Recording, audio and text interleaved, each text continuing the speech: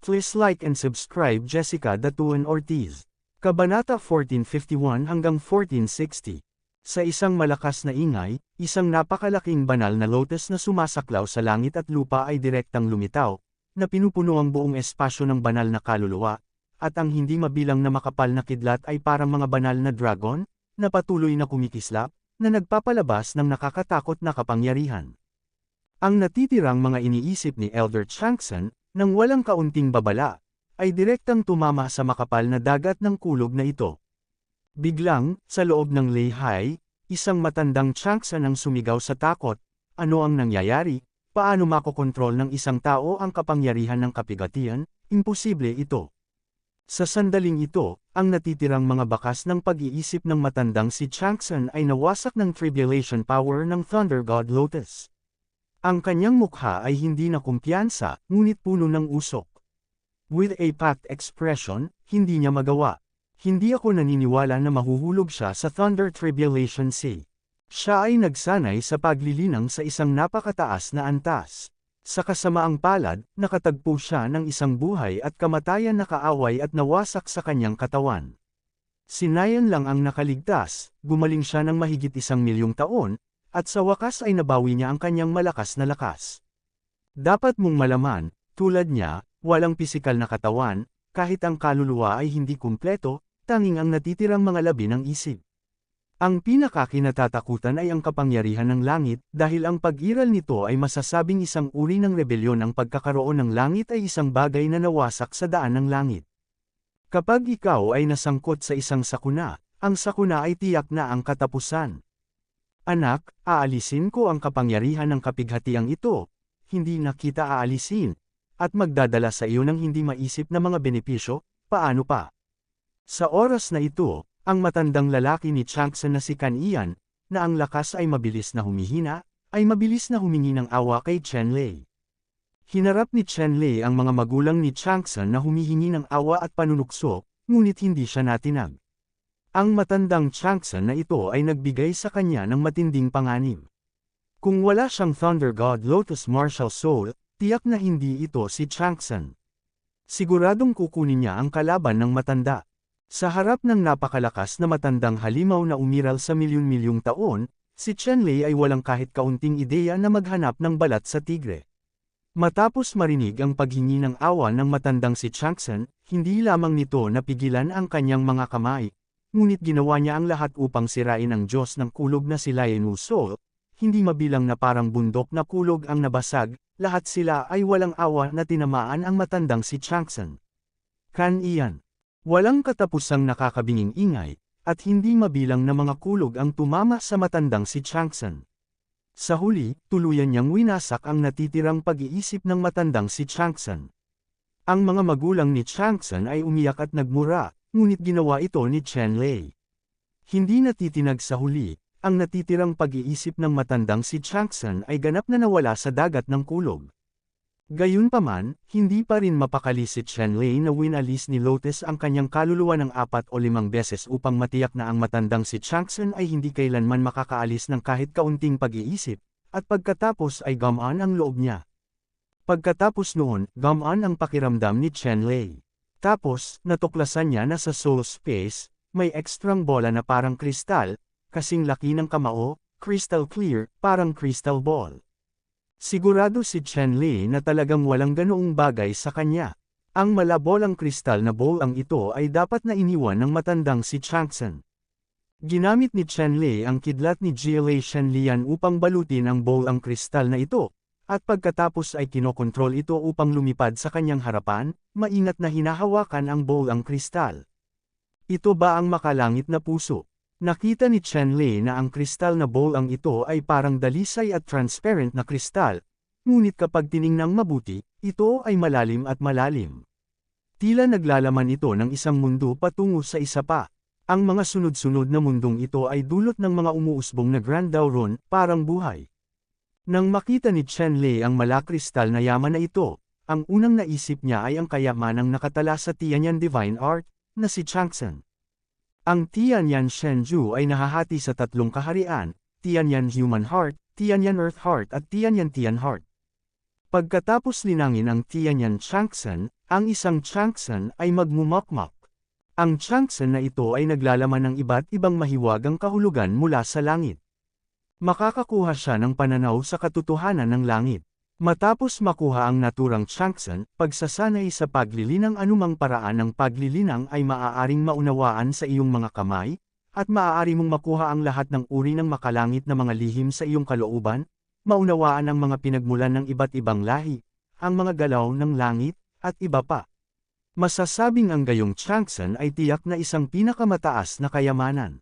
Ayon sa mga talaan ni Chanyanzong, sa Chanyanzong, tanging ang pangalawang henerasyong sect master ng Chanyanzong ang nagal-inang ng Tianyan Godju sa ikatlong antas, iyon ay, ang paglilinang sa labas ng Tianyan Changsan. Sa makatuwid, tinawag siyang Changsan Old Man. Ngayon, ang natitirang pag-iisip na naiwan ng matandang si Changsan ay tuluyan na niyang nabura, kaya itong si Changsan na lang ang natira. Habang tinitingnan siya ni Chen Lei, mas naramdaman niyang hindi mali ang hula niya. Ang transparent na bowl ang kristal na ito ay malinaw na isang makalangit na puso. Sa pag-iisip nito, sinimulan ni Chen Lei na maunawaan at pinuhin ang Changsan gamit ang mga diskarte sa Tianyan Shenju.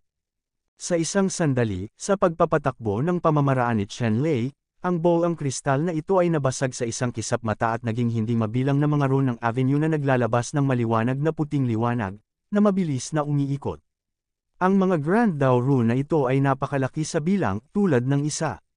Ang rune galaxy ay parang isang kalawakan, malawak at makapangyarihan, na isinama sa kaluluwa ni Chen Lei.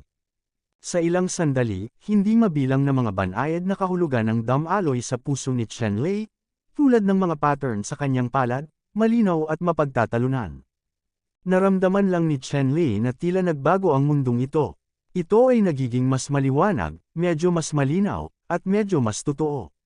Lahat ng uri ng kaliwanagan ay nagmumula sa puso, ang mga sanhi at epekto ng mga bagay, ang mga misteryo ng ins and out, ang nakaraan, ang hinaharap, at ang mga pinagmulan ay malinaw na lahat ay ipinapakita sa kanyang isipan. Ang Tianyan Shenju ni Chen Lei, sa ilalim ng ganoong mga kalagayan, ay talagang nakalusot, at ang paglilinang ang naging unang antas ng pag-iisip ng mga taong Tianyan. At pagkatapos mapino ang kultibasyon sa puso ng tao, madali mong mauunawaan ang mga iniisip at pag-iisip ng ibang tao, at magagamit ang mga personal na bagay ng ilang tao upang mahinuha ang kinabukasan ng taong ito, kapalaran, at iba pa, na lahat ay totoo. Siyempre, hindi tiyak ang kapalaran ng tao sa paglipas ng panahon, ngunit posibleng hatulan ang mabuti o masama, mabuti at masama, at kaunlaran sa hinaharap sa panahong ito. Unti-unting napagtanto ni Chen Lei, at sa wakas ay iminulat niya ang kanyang mga mata. Ang kanyang mga mata ay naging sobrang dalisay at transparent, at tila nakikita nila ang kaluluwa ng tao ng malinaw at pananaw sa mundo. Sa oras na ito, ipinakita ni Chen Lei ang isang nasisiyahang ngiti. Makukuha niya ang Changsan na naiwan ng mga magulang ni Changsan at maa-absorb ang pagpino. Ang pagkakataong ito ay masasabing ang pinakadakilang pagkakataon, at iba pang mga kayamanan, espiritual na materyales at kung ikukumpara, ang Changsan na ito ay talagang ang pinakamagandang pagkakataon, at ito rin ang pinakaangkop para kay Chen Lei. Ang paglilinang ni Chen Lei ay kailangan para maperpekto ang Tianyan Divine Art. Sa loob ng 10-10 taon, maaaring hindi siya makapagsimula. Pero ngayon, madali na. Ang paglilinang ay naging unang layer ng isip ng mga taong Tianyan. Ang dalawang antas ng Earth Heart at Sky Heart ay hindi magiging masyadong mahirap para kay Chen Lei. Hanggat mas nagsasanay siya ng cultivation, maaabot niya ang pinakamalalim na antas ng cultivation sa madaling panahon. Si Chen Lei ay lubos na nasisiyahan sa ani sa pagkakataong ito. Masasabing wala nang mas magandang pagkakataon. Kahit medyo delikado, worth it naman. Ang paglilinang ay naging puso ng Tian-Tian. Maaaring kalkulahin ni Chen Lei ang pagkakaroon ng Niet Shenran, Liu, Baimanman at iba pa, at ito ang pinakahahalagahan ngayon ni Chen Lei. Pagkatapos noon, umalis si Chen Lei sa lugar na ito, naghahanda na magpatuloy sa paghahanap ng iba pang pagkakataon sa Tianyan Secret Realm na ito.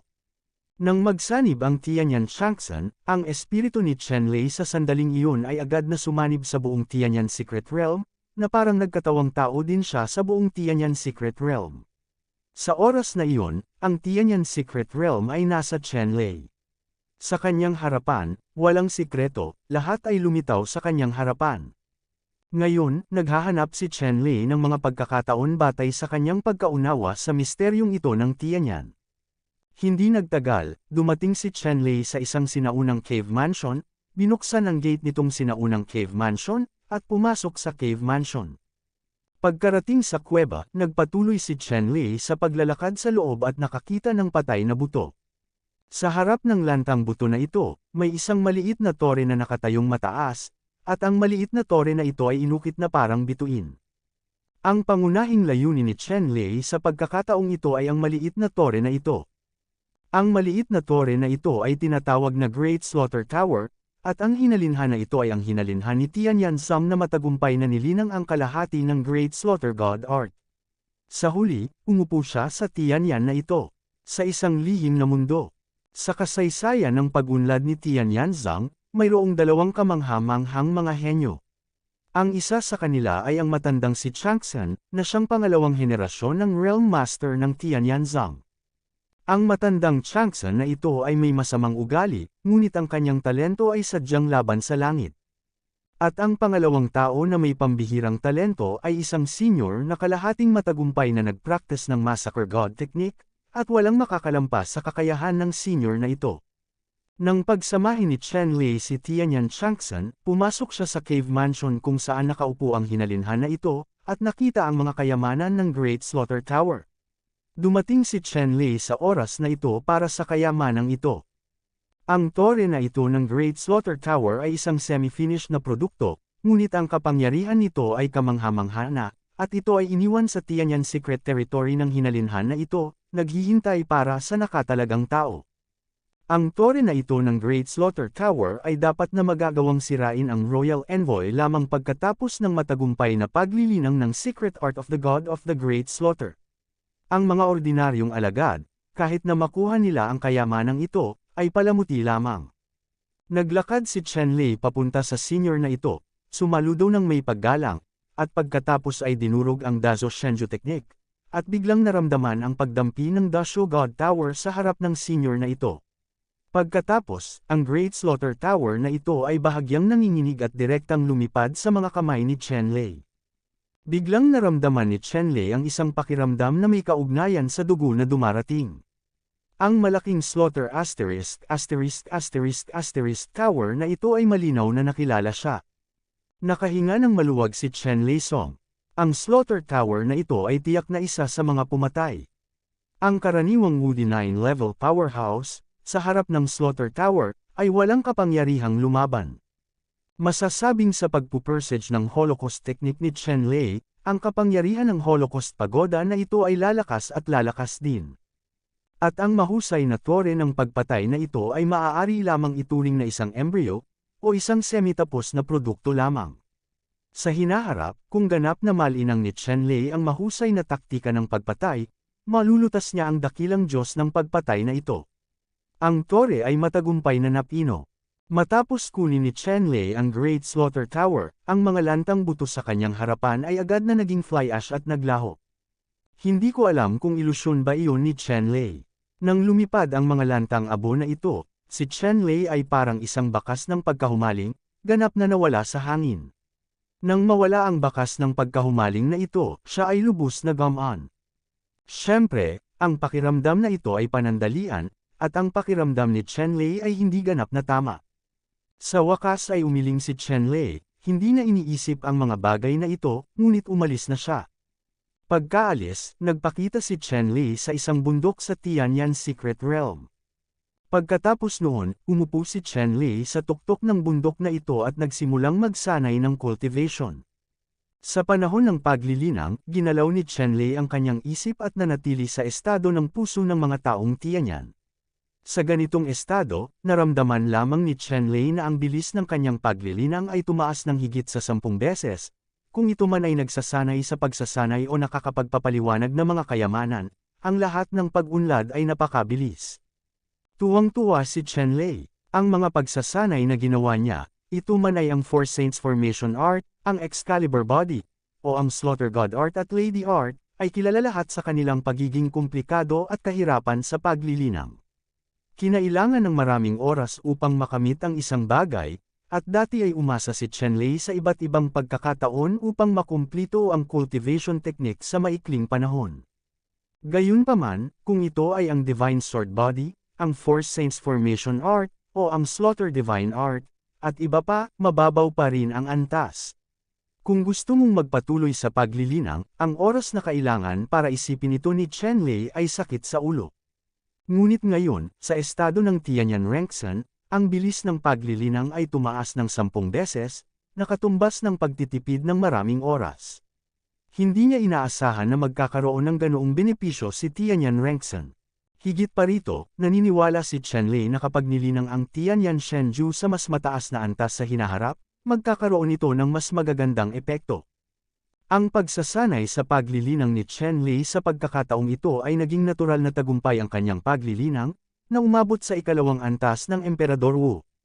Sa katunayan, ang paglilinang ni Chen Lei ay umabot na sa rurok ng unang antas ni Emperor Wu, at posibleng makapasok sa ikalawang antas ni Emperor Wu anumang oras. Gayunpaman, sa oras na iyon, ayaw masira ni Chen Lei, ngunit nais niyang palakasin ang pundasyon, at pagkatapos ay magpatuloy bigla. Sa pagkakataong ito, sa Tianyan Secret Realm, ito ay isang natural na tagumpay, at imposibleng sugpuin ito. Pagkatapos ng pambihirang tagumpay, hindi nalampasan ni Chen Lei ang tribulation. Ang mga tuntunin ng maliit na mundong ito ay hindi kumpleto, at imposibleng maakit ang tribulation. Gayunpaman, hanggat umalis siya sa Heavenly Development Secret Realm, darating ang tribulation. Si Chen Lei ay iba sa iba. Ang ibang mga martial artist ay natatakot sa sakuna, ngunit gusto ni Chen Lei na hintayin ang sakuna na lumakas. Para sa kanya, ang sakuna ay ang pinakamahusay na gamot na pampalakas. Matapos makalusot, si Chen Lei ay gumugol ng ilang araw sa Secret Realm sa araw ng paglago, at pinalalim ng kaunti ang diskarte sa paglilinang ng Dato Shenju, at naramdaman ang isang malakas na spatial force na bumabalot sa kanya, at pagkatapos, direktang nag-teleport mula sa Tianyan Secret Realm, ngunit ang oras nila sa Tianyan Secret Realm ay umabot ng 1 taon. Sa taong ito ng Tianyan Secret Realm, pinatay ni Chen Lei ang hindi mabilang na mga disipulo ng Sheikeng Haizang, kasama ng Tianyan Changsen, at nakakuha ng mga kayamanan tulad ng Slaughter Tower, na isang mahusay na ani.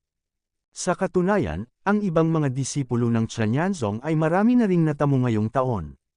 Ang iba't ibang elixir na kapakipakinabang sa paglilinang sa rehiyon ng Tianyanmi ay napakayaman. Mga disipulo sa rehiyon ng Tianyanmi, higit o mas kaunti, bawat isa ay may sariling mga pagkakataon, at ang kabuuang lakas ay napabuti. Sunod-sunod na sinag ng liwanag ang lumitaw sa labas ng Tianyan Secret Realm. Sa labas ng Tianyan Secret Realm, ilang elder kasama sina Tianyanzong at Sheikeng Haizang ay naghihintay sa kanila ng may pag-asa. Ang mga matatandang ito ay kinukurot oras, alam na ang lahat ng mga disipulo ngayon ay lalabas sa Tianyan Secret Realm, kaya naghintay sila ng maaga. Kung tutuusin, karamihan sa mga disipulong pumasok sa lihim na kaharian ng Tianyan ay kanilang mga disipulo, at ang ilan ay mga mas batang henerasyon pa. Wala silang pakialam. Bilang karagdagan sa mga matatanda ng Tianyanzang, ang Pickmaster na si Hiaohui na yumanig kay Haizang at ilang iba pang malalakas na lalaki na yumanig kay Haizang ay sumugod din at naghintay sa labas. Ang mga matatanda ng Sheikeng Haizang ay puno ng mga inaasahan. Hindi nila alam kung ang mga disipulo sa kanilang sekta ay maaaring kumpletuhin ang mga gawain na kanilang itinakda at mapanalunan ang mga kayamanan sa Tianyan Secret. Ang kayamanan na hinahanap ni Sheikeng Haizang ay talagang ang huling Tianyan Changsen na iniwan ng matandang si Changsen. Kung ang Tianyan Changsen na ito ay talagang kinuha ng Sheikeng Haizang, ito ay magiging kabaligtaran ng Tianyanzong. Sa kasong iyon, ito ay talagang isang malaking sakuna. Ang puso ni Tianyantian ay naglalaman ng maraming sikreto ni Tianyanzang. Kung ito ay nawala, para kay Tianyanzang, ang pinakamalaking lihim sa sekta ay ilalabas, at ang buong sekta ay ilalabas. Hindi naligtas. Sa kabutihang palad, sa pagkakataong ito ay nakuha na ni Chen Lei ang Tianyan Changsen, at walang panganib na mawala ito. Ang mga matatandang yumanig kay Haizang ay lubos na nagtitiwala. Nadama nila na magtatagumpay sila sa pagkakataong ito at inaabangan nila ito. Sa sandaling ito, sunod-sunod na lumitaw, na bawat isa ay isang disipulo. Sa huli, lahat ng mga disipulo ng Tianyan Zhang ay lumabas sa Tianyan Secret Realm. Sumulyap ang isang elder, nagbago ang kanyang mukha, at nagsabi, paano kaya ang daming disipulo kaya nawala tayo sa pagkakataong ito? Magkaroon ng kamalayan na bago magbukas ang Tianyan Secret Realm, bagamat may mga disipulong bumagsak sa Tianyan Secret Realm, mayroong hindi hihigit sa 3 o 5 malas na disipulo, at sa pagkakataong ito, mayroon talagang 1/10 ng mga disipulo, na hindi sumunod. Lumabas ka sa Tianyan Secret Realm. Natural na alam ng mga matatandang ito kung ano ang ibig sabihin ng hindi makalabas sa lihim na kaharian ng Tianyan, na ang ganap na pagbagsak. Elder, sa pagkakataong ito, pagkatapos na makapasok ang mga disipulo ni Sheikh Haizang sa Tianyan Secret Realm, agad nila kaming inatake. Marami sa ating senior brothers ang namatay sa kamay ng Sheikh Haizang disciples. Sabi ng isang alagad sa matanda. Ano? Nang marinig ito ng matanda, naging malamig ang kanyang ekspresyon, at tumingin siya sa mga matatanda ng Sheikh Haizang, at sinabi ni Senador Ran, paano mo ipapaliwanag ang ilang mga tao ng Sheikh Haizang? Si Elder Hiao Hui, na yumanig kay Haizang, ay nginisyon at nagsabi, tiyak na magkakaroon ng alitan ang 2 disipulo dahil sa isang pagkakataong magkasalubong. Paano natin makokontrol ang ganitong bagay at pupugutan ng ulo? Masisisi lang natin siya sa kanyang mababang kakayahan. Napaka-normal na bagay, hindi ko alam kung paano sinabi sa akin ni Elder Chi na magtapat. Ang pinakamatandang apelyido ni Tianyan Zhang Chi, kabilang sa maraming matatanda, ay napakasikat at prestihiyoso. Matapos pakinggan ang mga salita ni Hiao Hui, naging asul ang mukha ni Elder Chi, ngunit pilit siyang nagpipigil ng hininga. Sa pagkakataong ito, mabawi ng kanilang Tianyan Zhang ang suporta ni Haizang, kaya binuksan nila ang Tianyan. Ang lihim na kaharian ay ginagamit ng mga disipulo ng Sheikh Haizang, at ngayon ay hindi dapat magkaroon ng labis na alitan. Si Hiao Hui at ilang iba pang matatanda na yumanig kay Haizang ay mukhang naghihintay sa paglabas ng mga disipulo ng kanyang sekta mula sa Tianyan Secret Realm.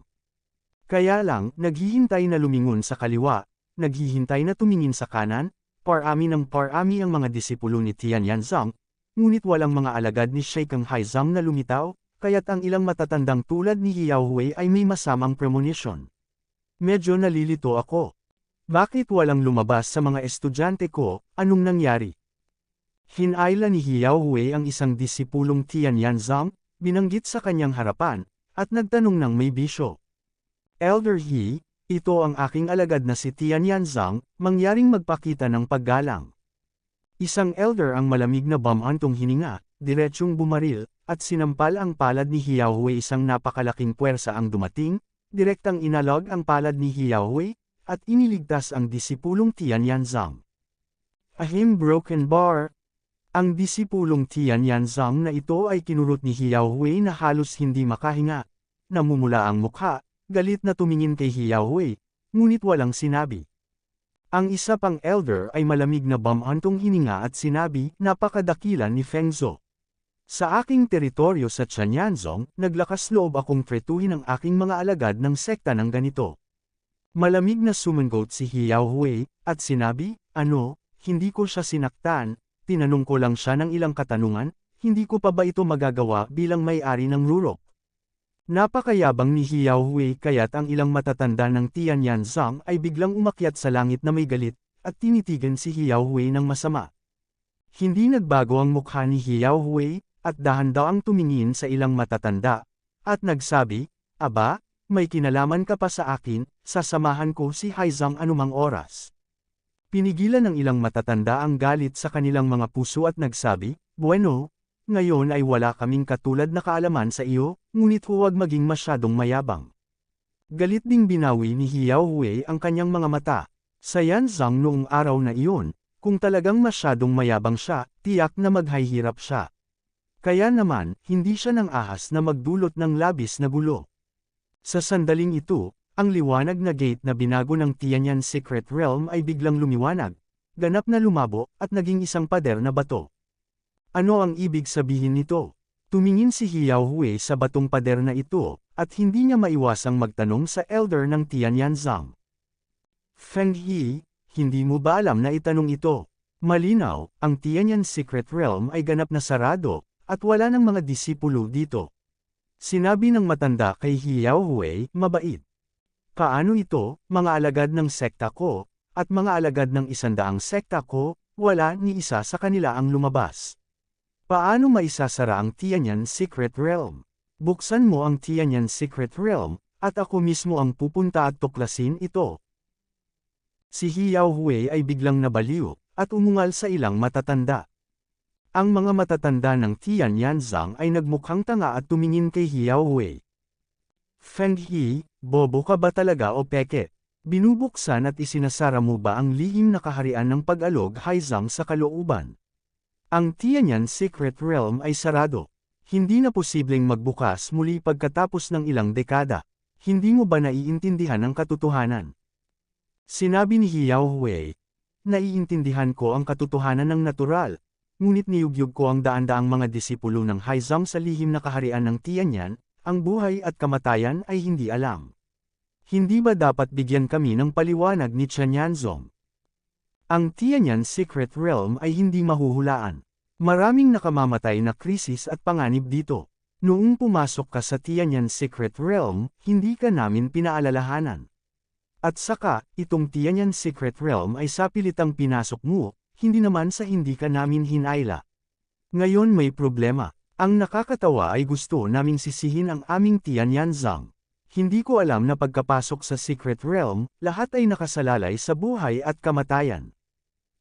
Isang elder mula kay Tianyanzang ang bumantong hininga at malakas na sinabi, na nagpatahimik kay Hiao Hui saglit.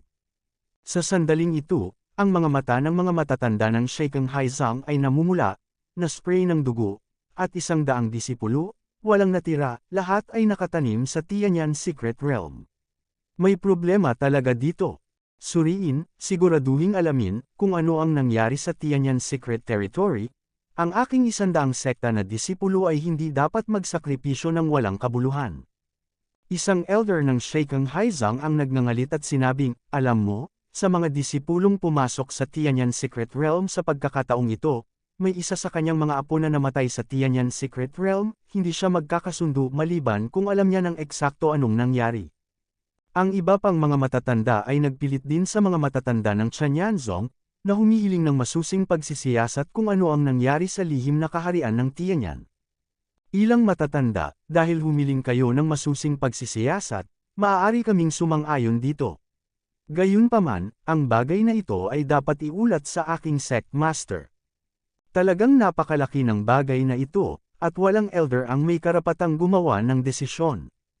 At si Hiao Hui at ilang iba pang matatanda na yumunig kay Haizang ay sumang-ayon din na masusing imbestigahan ang bagay na ito sa harap ng amo ng Tianyanzong. Maraming matatanda, magpahinga ka muna sandali. Magsusumbong tayo ngayon sa sect master. Pagkatapos nito, sinabi ni Elder Chi, kasama ng mga matatandang ito, sa mga disipulong lumabas sa Tianyan Secret Realm, sumama kayong lahat sa akin, at pansamantalang manatili sa isa pang patio sa paanan ng Tianyan Peak.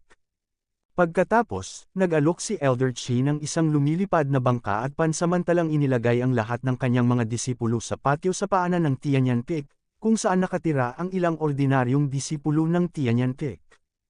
Inilagay ng iba ang mga elder ng Sheikeng Haizang sa sala ng Tianyan Peak, at ang iba pang mga elder ay nagmamadaling pumunta sa Tianyan Hall sa tuktok ng Tianyan Peak para makipagkita ng personal. Soberano, iulat ang sitwasyon sa pagkakataong ito. Matagal nang hindi isinasara ni Sect Master Chen Zhou ang pinto, at kinakapanayam ang mga elder na dumating upang iulat ang sitwasyon. Humayo ka at humanap ng ilang direktang disipulo. Matapos makinig sa mga ulat ng ilang matatanda na dumating upang iulat ang sitwasyon, si Sovereign Chen Zhou ay agad na naglabas ng utos. Ilang disipulo ang agad na lumipad pababa ng bundok at dinala si Chen Lei at iba pang 18 direktang disipulo sa Tianyan Hall. Chen Lei, anong nangyari sa Tianyan Secret Territory? Pag-usapan natin ito. Sinabi ni Chen Zhou kay Chen Li at sa iba pa na ang pag-iimbestiga sa nangyari sa lihim na kaharian ng Tianyan ay talagang nilipol ang lahat ng 100 disipulo ng Sheikeng Haizang.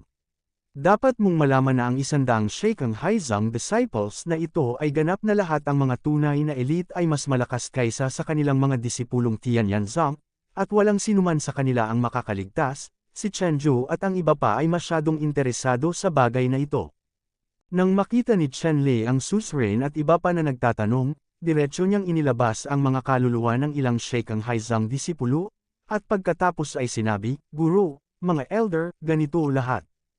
Ipinaliwanag ni Chen Li ang lahat ng nangyari sa lihim na teritoryo ng Tianyan ng detalyado at sa orihinal na wika, at pagkatapos ay nagsabi, "Guro, ito ang mga kaluluwa ng umiiling na mga disipulong Haizang na pinatay ko. Maaari kang maghanap ng mga kaluluwa sa iyong kalooban, para makita kung totoo ang sinasabi natin." Matapos pakinggan si Chen Zhou at ang iba pa, inilabas nila ang mga primordial spirit ng ilang mga disipulong Sheikeng Haizang na dinala ni Chen Lei, at pagkatapos ay hinanap sila ng mabuti. Ang resulta ay napakapangit nilang tingnan. Masyadong mapanlin lang talaga ang pag-iling kay Haizang. Sa gayong masasamang pag-iisip upang harapin ang ating Tianyanzong, nang ahas siyang magtapat sa atin sa oras na ito. Iyan ay tunay na naghahanap ng kamatayan.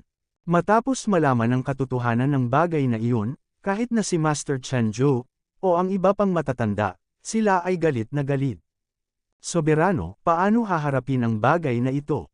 Isang elder ang nagtanong kay Chen Zhou ng mga tagubilin. Ang ganoong bagay ay masasabing naging dahilan ng pagbuli ni Sheikeng Haizang sa pintuan. Kung magpapatuloy pa rin sila sa ganitong paraan, kung gayon ang buong Tianyan Zhang, natatakot ako na hindi na nila muling maiangat ang kanilang mga ulo. Hindi ako sinasaktan ng mga tao, hindi ako nananakit ng mga tao. Kung nasaktan ako ng mga tao, papatayin ko ang mga tao broken bar. Sa oras na ito, si Sect Master Chen Zhou ay mayroon ding mabangis na mamamatay tao na aura na hindi niya karaniwang taglay, at sinabing, hanapin ang elder na yumanig kay Haizang. Isang elder ang tumango, nagmamadaling pumasok sa sala, at dinala si Hiao Hui at ang iba pa sa Tianyan Hall.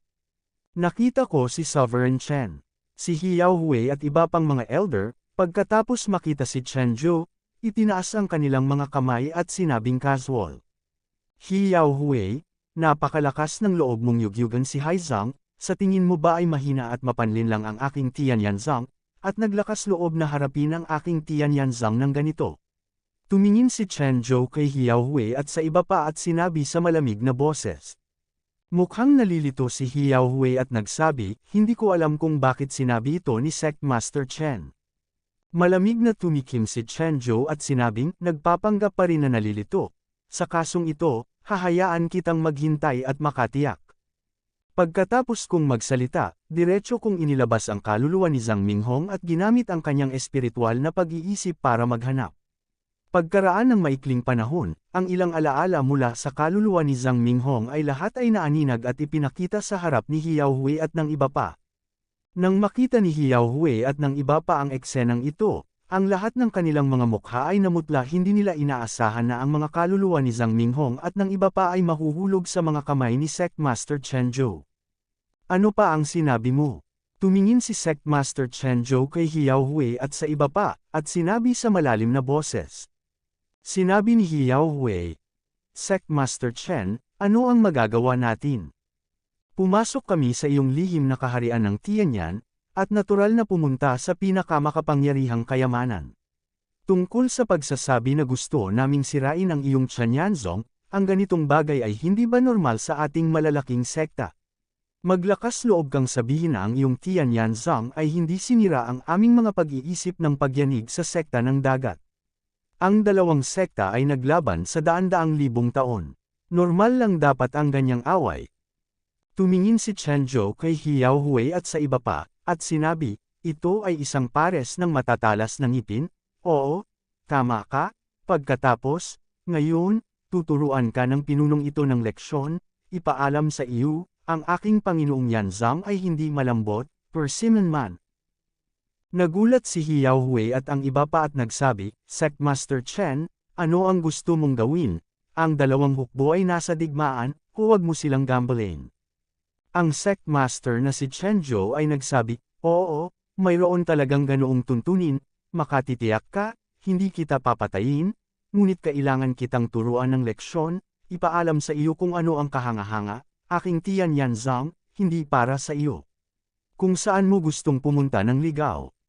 Pagkatapos ng pagsasalita, gumalaw ang puso ni Sect Master Tianyan, at sa Tianyan Hall, ang pormasayon ay nabago sa isang chain ng Rune Gods, na direktang buhol kay Hiao Hui at sa iba pa. Xiao Hui at iba pa, natural na hindi sila huhulihin ng kanilang mga kamay, naghihintay lamang na mamatay, bawat isa ay sumisigaw, ang mga espiritu sa kanilang mga katawan ay nagmamadaling lumabas, at kailangan nilang lumaban. Kaya lang, ang pagbuo sa Tianyanzong Hall ay hindi kayang labanan ni Hiao Hui at ng ibang tao. Ang mga rune na banal na kadena na ito ay buhol kay Hiao Hui at sa iba pa sa isang kisap mata. Pagkatapos, gumalaw ang puso ni Tianyan Zhang. Isang malaking pag-atake ang sumiklab, ganap na binura ang martial spirit ni Hiao Hui at ng iba pa. Ang espiritu ng martial arts ay inabandona, at si Hiao Hui at ang iba pa ay biglang napahiya at nadismaya. Batay sa kanilang edad, sa pagkakataong ito ay inalis ang kanilang martial arts. Sa ikalawang kalahati ng kanilang buhay, ayaw na nilang bumalik sa kanilang rurok. Masasabing hindi na nila maaabot ang taas na mayroon sila ngayon. Sumunod, ang sect master na si Chen Zhou ay bumantong hininga at sinabing, "Bumalik ka at sabihin sa iyo sect master, kung gusto mo talagang pumunta sa digmaan, sasamahan ko si Tianyan Zhang anumang oras." Pagkatapos nito, hiniling ni Sect Master Chen Zhou si Hiao Hui at ang iba pa na paalisin sa Tianyan Zhang.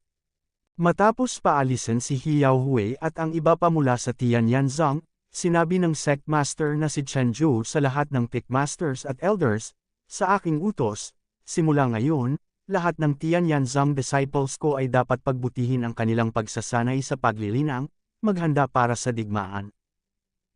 "Oo, sir." Ang mga elder at pick master na ito ay tumugon ng may malaking paghanga. Malinaw na ang determinasyon ni Sect Master Chen Zhou ay labanan si Hai Zhang ng walang pag-aalinlangan, at hindi magkakaroon ng anumang kompromiso. Pagkatapos nito, agad na nagayos ang mga pick master na ito. Sa pagkakataong ito, masasabing nabasag na nila ang kanilang balat sa Sheikang Hai Zhang. Sa estilo ng pag-arte ni Sheikang Hai Zhang, sa pagkakataong ito ay tiyak na hindi mangyayari ang lahat. Kalimutan niyon, tiyak na magkakaroon ng malaking labanan sa pagitan ng dalawang panig, at ang kailangan lang nilang gawin ay gawin ang lahat ng paghahanda bago ang digmaan. Pagkaalis ng lahat, iniwan ni Sect Master Tianyan Zhang sina Chen Lei, Ji Chanwu, at Jiang Huan. Nang makita ang makapangyarihang tatlo, tumanggaw sila bilang kasiyahan. Sa wakas, sinabi ni Tianyan Sect Master Chen Zhou, "Matagal nang naghahanda sina Chen Lei, Tian Wu, at Huaner na ibaba ang posisyon ng Sect Master. Sa panahong ito, dapat kang sumulong upang pagbutihin ang iyong pagsasanay sa paglilinang at hintayin ito pagkatapos ng labanan ng Sheikang Hai Zhang, batay sa mga nakamit sa labanan, kabilang sa 42 direktang mga disipulo. Kung sino ang may pinakamataas na tagumpay sa labanan ay magiging ang susunod na master ng aking Tianyanzong." Ngayon, sa buong Tianyan sect, kasama si Chen Lei at iba pang bagong recruit na direktang disipulo, mayroong kabuoang 42 direktang disipulo, at ang 42 direktang disipulong ito ay lahat ay kwalipikadong makipagkompetensya para sa supremacy ng Tianyan sect. Sa pagkakataong ito, nagpasya si Sovereign Chen Zhou na piliin ang susunod na sovereign. Sa katunayan, bukod sa iba pang mga kaso, ito man ay Sheikang Hai Zhang, Yuan Zhanzong, Bawang Zong, at iba pa, lahat sila ay pumipili ng kahalili ng suzerain, o nakapili na ng kahalili ng suzerain. Ngayon lang ginawa ni Tianyan Zhang, medyo huli na. "Oo, guro, gagawin ko ang aking makakaya upang matiyak na si Sect Master Tianyan ay naaayon pa rin sa atin." Sina Chen Lei, Jiang Huan, at Ji Chanwo ay sabay-sabay na nag-arch ng kanilang mga kamay at sinabi kay Chen Zhou. Tumanggo si Chen Zhou at sinabi, "Okay, bumaba ka at humanda ka." Sa pagkakataong ito, tayo at si Sheikang Hai Zhang ay magkakawatak-watak, at magkakaroon ng malaking labanan. Sa oras na ito, sinabi ni Chen Lei, "Sect Master, ano ang mangyayari sa labanan sa pagitan natin ni Sheikh Haizang? Sinulyapan ni Chen Zhou si Chen Lei at ang iba pa, at sinabing, ayon sa nakaraang pagsasanay, sa pagkakataong ito, ang elder level powerhouses, natatakot ako na hindi sila makakagawa ng aksyon. Kayong mga alagad pa rin na nakikipaglaban, at ito ay talagang panahon ng digmaan, natatakot ako na ito ay magiging lubhang kalunos-lunos. Ito ay hindi isang kompetisyon, ngunit isang tunay na larangan ng digmaan. Sa makatuwid, dapat kang maging handa sa pag-iisip. Para dito, walang pakialam si Chen Lei. Anong uri ng kalunos-lunos na labanan ang hindi niya naranasan? Ang labanan sa pagitan ni Tian Yanzang at Sheikh Haizang, para sa kanya, walang kaunting pressure. Pagkatapos noon, umatras sina Chen Lei, Ji Chanwo at Zhang Huan at nagsimulang maghanda ng tahimik. Sa sumunod na yugto ng panahon, ang kapaligiran sa Tianyanzang ay palaging napaka-solemn na at nalulumbay, at may pakiramdam na ang mga bundok at ulan ay paparating na at ang hangin ay umiihip sa buong gusali. Sa sekta, ilang mga matatanda na may seryosong mga ekspresyon paminsan-minsan, lumilipad papasok at palabas. Ang mga pangkat ng mga disipulo ni Tianyanzang ay nagsimulang lumabas, nagmamadali sa iba't ibang lugar. Ang kapaligiran ay malapit nang dumating, palaging nababalot sa puso ng lahat, na nagpapasigla ang lahat ng mga disipulo ay huwag magpabeye kahit kaunti, at silang lahat ay nahuhulog sa paglilinang. Sa katunayan, sa panahong ito, ang mga matataas na opisyal ni Tianyanzang ay talagang patuloy na kumikilos, dahil ang ganting atake ni Sheikh Haizang ay napakatindi, at kailangan nilang harapin ito ng buong lakas. Gayunpaman, hindi nabaliw si Sheikh Haizang dahil nawalan siya ng dahilan, ngunit nakipagkasundo siya kay Chen Yanzong sa pamamagitan ng iba't ibang paraan ng pag-uusig. Ang kasunduang ito ay sa pagitan ng Sheikh Haizang at Chen Yanzong, ang mga disipulo ay naglalarawan sa larangan ng digmaan, lumaban sa larangang ito, at sa huli ay tinutukoy kung mananalo o matatalo. Kung matalo si Tianyanzang, kailangan niyang magbayad ng malaking halaga para mabayaran si Sheikh Haizang sa kanyang mga pagkalugi. Dapat mong malaman na ang Sheikh Haizang ay nawalan ng 100 piling disipulo sa Tianyan Secret Realm, kahit anong sekta ay nararamdaman ang pagkawala ng sakit ng laman. Kung matalo si Sheikh Haizang, mula noon, ang bagay na ito ay ibaba na at hindi na muling babanggitan. Ang mga kondisyong napagkasunduan sa dakilang digmaang ito ay lubhang hindi pabor kay Tianyanzang. Gayunpaman, sa huli ay kinailangan ni Tianyanzang na sumang-ayon sa deal. Iyon ay dahil, kung ang mga kondisyon ng Sheikh Haizang ay hindi napagkasunduan, kung gayon, ang dalawang panig ay maaaring talagang sumiklab ang isang ganap na labanan, kung iyon ang kaso, si Tianyanzang ay tiyak na hindi ang kalaban ng Sheikh Haizang. Siyempre, kung ito ay isang all-out war, matatalo sana si Tianyanzang, ngunit tiyak na hindi masyadong madaling manalo si Sheikh Haizang. Magbabago rin ito mula sa isang sekta ng unang klase ng direkta sa isang mababang antas na sekta ng lakas. Hindi ito ang gustong makita ni Sheikh Haizang. Kaya naman, sa pagkakataong ito, si Sheikh Haizang ay naglagay ng malakas na presyon kay Tianyanzang at humiling ng ganoong malaking laban. Kung tutuusin, ang mga disipulong yumanig kay Haizang ay hinding-hindi mamamatay ng walang kabuluhan. Matapos ang paulit-ulit na negosasyon, sa huli, sa pagitan ng Sheikh Haizang at Chen Yanzong, isang larangan ng digmaan ang napili. Ang battlefield na ito ay matatagpuan sa isang malayong isla sa pagitan ng Sheikh Haizang at Chen Yanzhou. Ang mga isla at mga lugar sa dagat na may radius na 100,000 milya ay itinalagang lahat bilang mga larangan ng digmaan. Ang magkabilang panig ay nagtalaga ng tig 10,000 alagad para pumasok sa inilalarawang larangan ng digmaan at lumaban. Ang labanang ito ay hindi matatapos. Kapag ang kabilang partido ay tunay na namatay o kusang sumuko ay matatapos ang labanan. Sa mga disipulo, mula sa Wuzhou Realm hanggang sa Wudi Realm. Matapos mailarawan ang larangan ng digmaan, sinimulan ni Tianyanzang na piliin ang mga disipulo na pumasok sa larangan ng digmaan. Sa pagkakataong ito, ang mga disipulong pumasok sa larangan ng digmaan ay masasabing siyam na namatay, ngunit para sa ikaluluwalhati ni Tianyanzang, ang labanang ito ay dapat labanan. Kahit na ang pagpasok sa larangan ng digmaan ay magiging lubhang kaunos-lunos, at may posibilidad na mawala ng kasarian anumang oras, ngunit ang mga gantimpala ng mga tagumpay ng militar ay hindi pa nagagawa. Ang mga ordinaryong disipulo, hanggat umabot sa 10 ang kanilang naipon na mga meritos sa militar, kung gayon maaari silang maging mga panloob na disipulo, habang ang mga panloob na disipulo, hanggat ang kanilang naipon na mga meritos sa militar ay umabot sa 100, pagkatapos ay maaari silang agad na maging direktang mga disipulo, ngunit ang mga direktang disipulo ay wala. Ang mga nakapirming reward, sa pagkakataong ito, ang sinumang may pinakamataas na tagumpay sa militar ay magiging susunod na master ng Tianyanzang. Sa sandaling ibinigay ang parangal, ang mga mag-aaral na nagparehistro para sa digmaan ay halos mapuno ang mga lugar ng pagpaparehistro.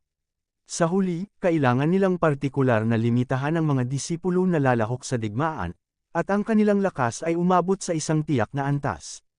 Pinapayagan ang pagpaparehistro.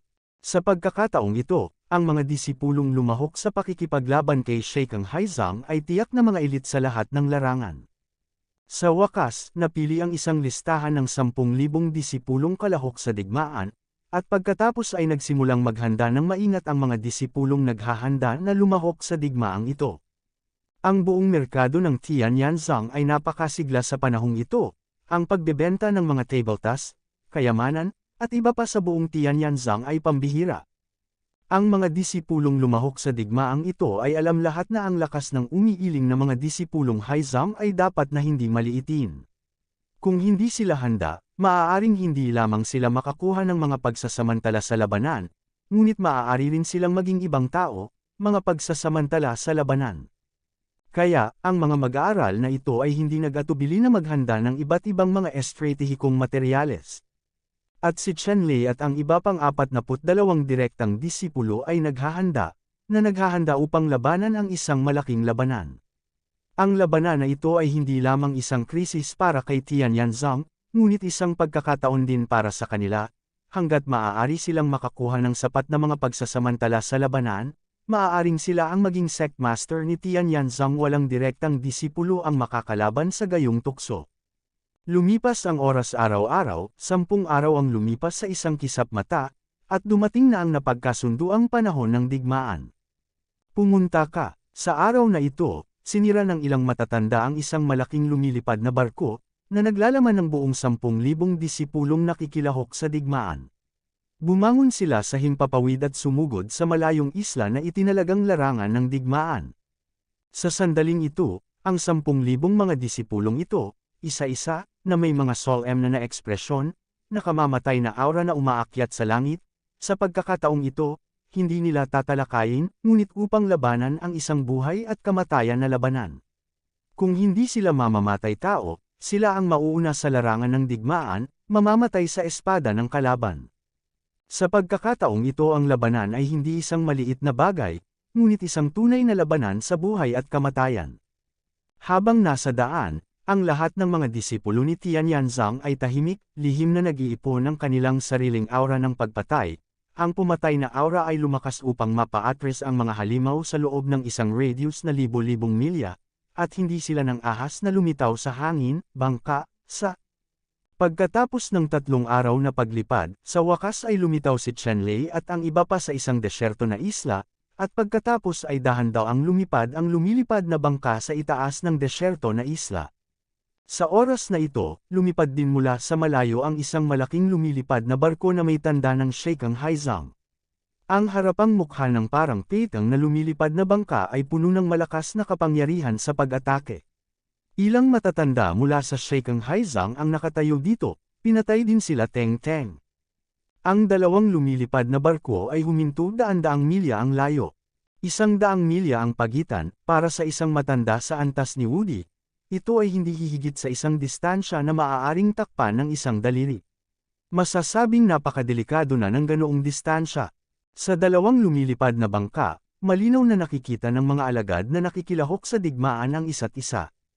Kasabay nito, kumalat ang banal na kamalayan, at hindi mabilang na mga banal na kaisipan ang nag-intertwine sa lugar na ito at naging isang malaking magulong lugar. Ang mahinang kamalayan ay tinamaan ng bagyo ng divine consciousness sa magulong lugar na ito, at agad silang nawalan ng divine consciousness. Ang ilang mga disipulo ay nagulat at hindi nang ahas na palayain ang kanilang banal na kamalayan ng walang pinipili.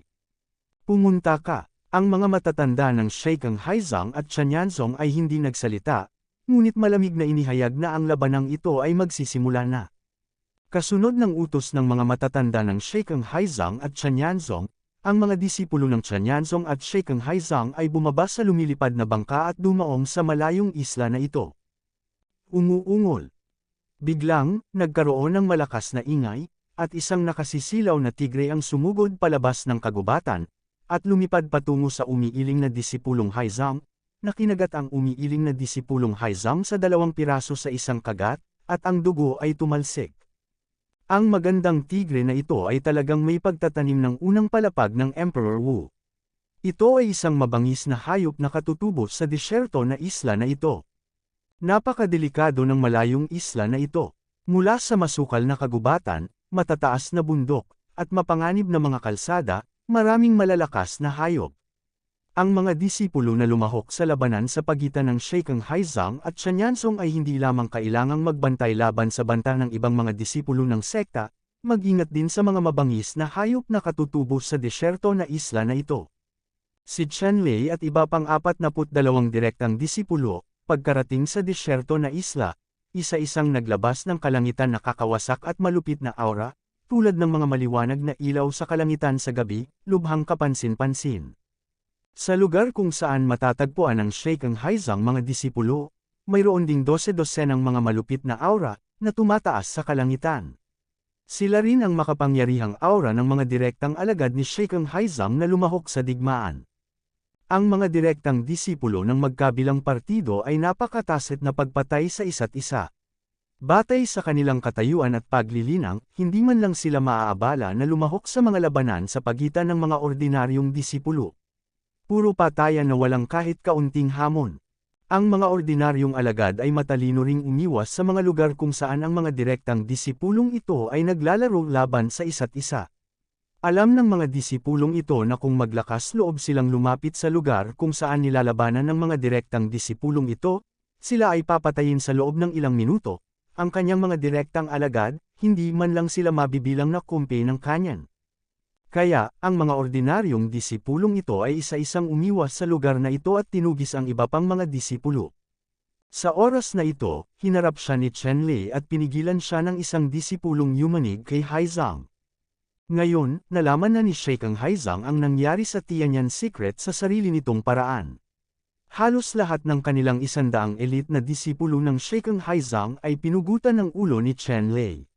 Ngayon, si Chen Lei ay naging target ng Sheikang Haizang na kailangang patayin, at ang larawan ni Chen Lei ay malawak na ipinamahagi sa mga kamay ng lahat ng mga disipulo. Chen Lei, mamatay ka na. Nakita ng direktang disipulong ito ni Sheikang Haizang na ang kalaban sa kanyang harapan ay si Chen Lei.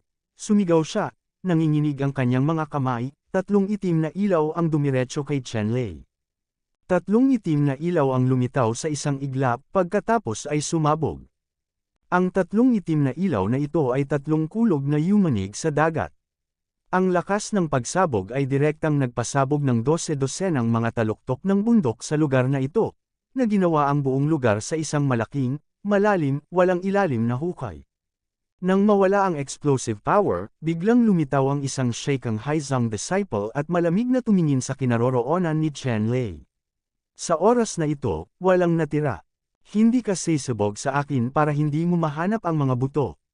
Iling na sabi ng alagad ni Haizang sa sarili. Ang divine consciousness ay kumalat at hinanap ang mga bakas ng katawan ni Chen Lei, kahit na may nakita siyang mga buto.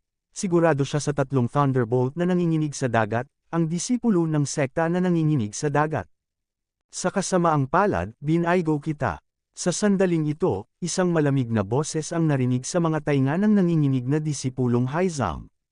Pagkatapos nito, naramdaman na lamang ng umiiling na disipulong Haizang ang isang pagsabog ng sakit, at ang kanyang mga tainga ay tumunog na parang paputok.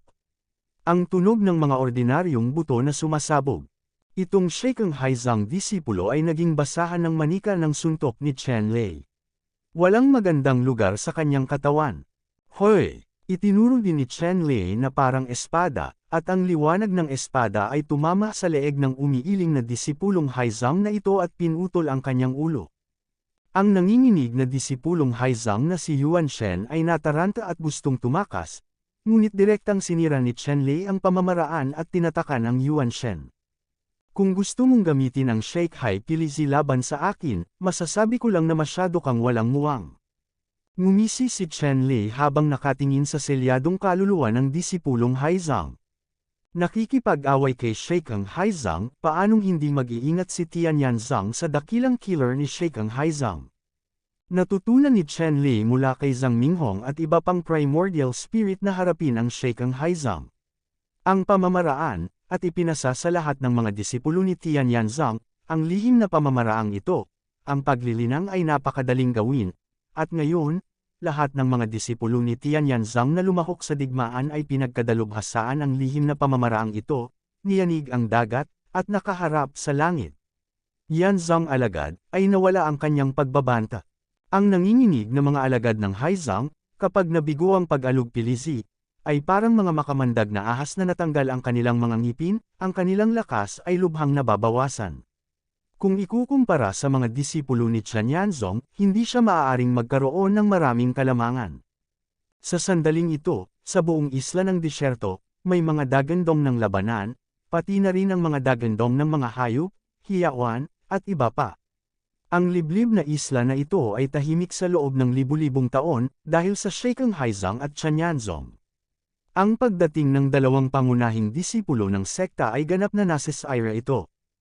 Ang mga matatandang yumanig kay Haizang at Chen Yanzong ay nakaupong naka-cross-legged sa kanilang lumilipad na mga bangka, kumalat ang kanilang banal na kamalayan, maingat na pinagmamasdan ang sitwasyon ng larangan ng digmaan sa ibaba. Ang labanan sa ibaba ay masasabing napakalungkot. Sa una, si Sheikh Haizang ay nakaramdam ng tiwala sa tagumpay sa labanang ito. Gayunpaman, nang aktwal na silang nagkita, napagtanto ng mga elder na ito ng Sheikh Haizang na minamaliit nila ang mga disipulo ni Tianyan Zhang.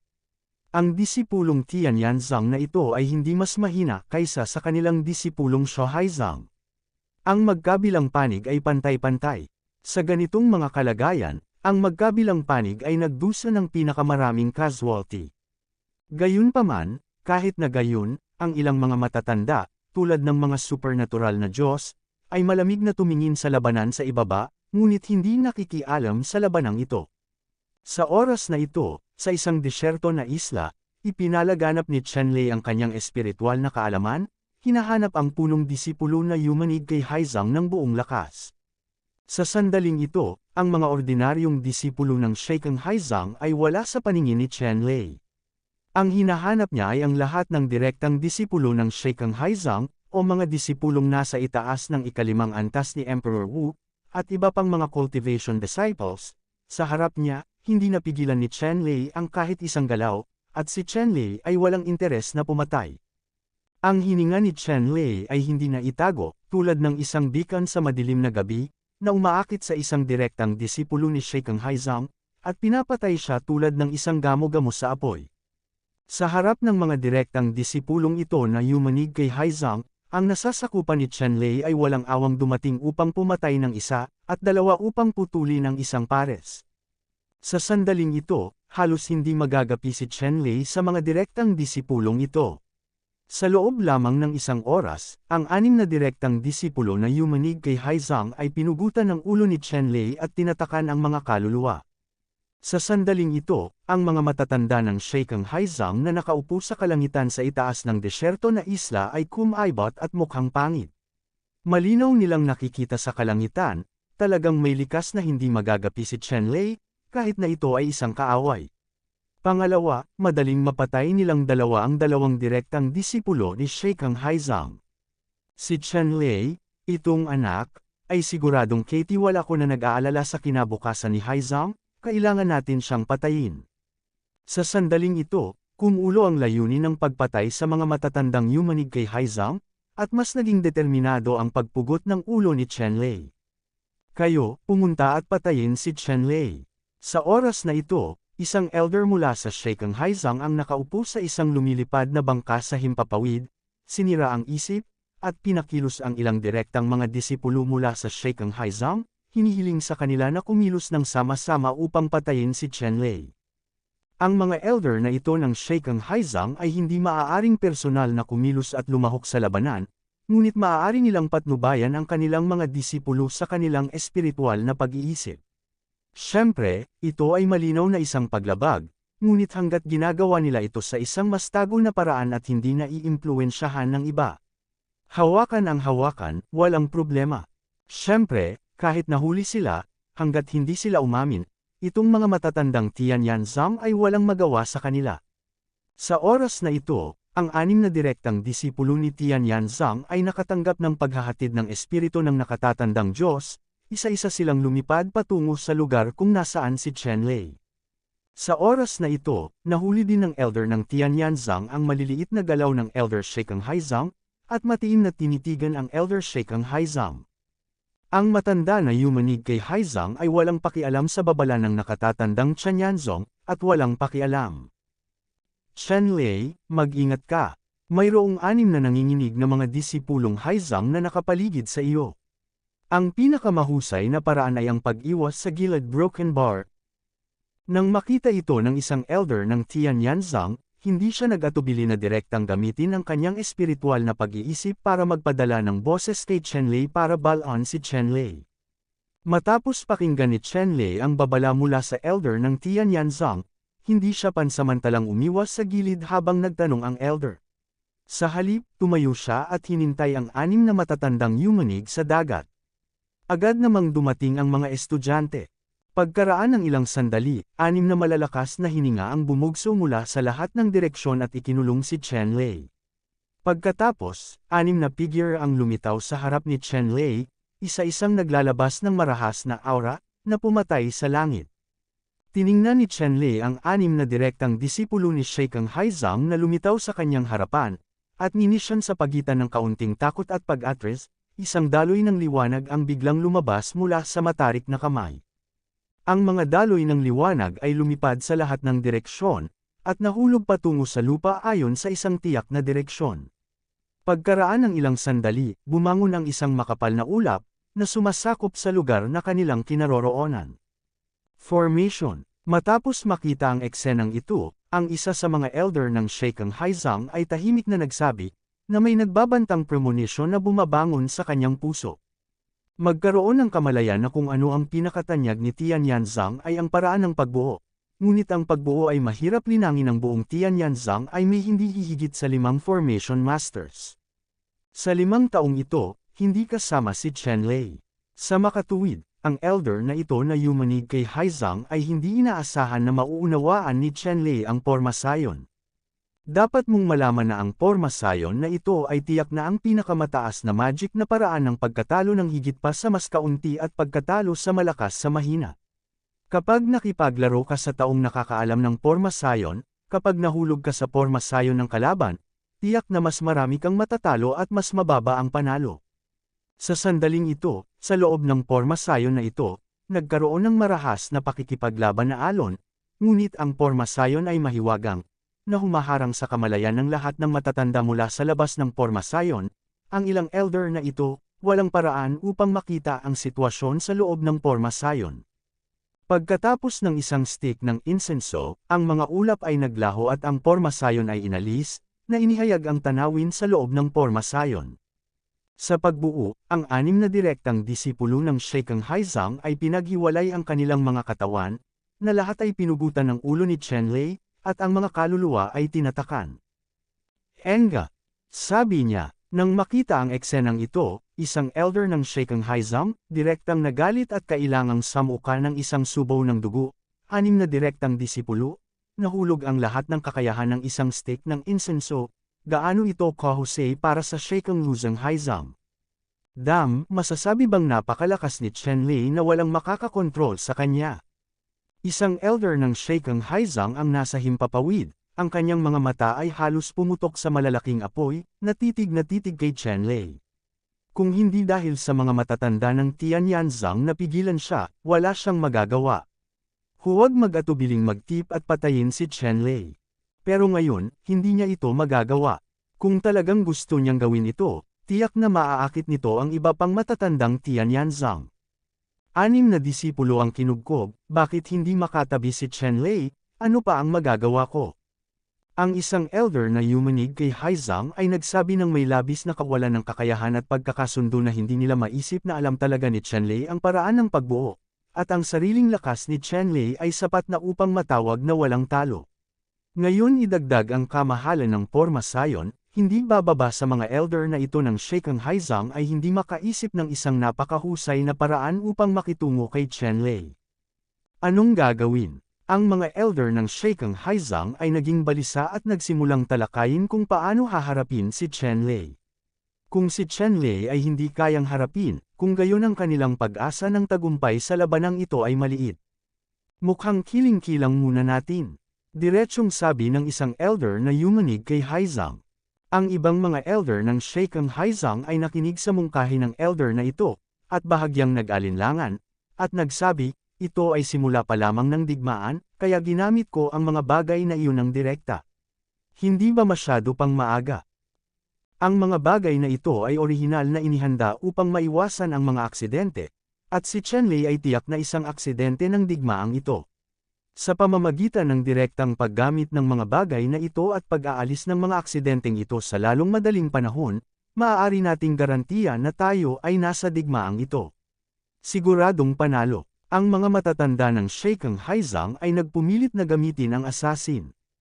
Okay, sa wakas, ang iba pang matatanda ng Sheikh Haizang ay tumango at sumang-ayon sa desisyong ito. Matapos makuha ang pag-aproba ng ilang elder ng Sheikh Haizang, isa sa mga elder ng Sheikh Haizang ang nagpatugtog ng extra jade flute sa kanyang kamay.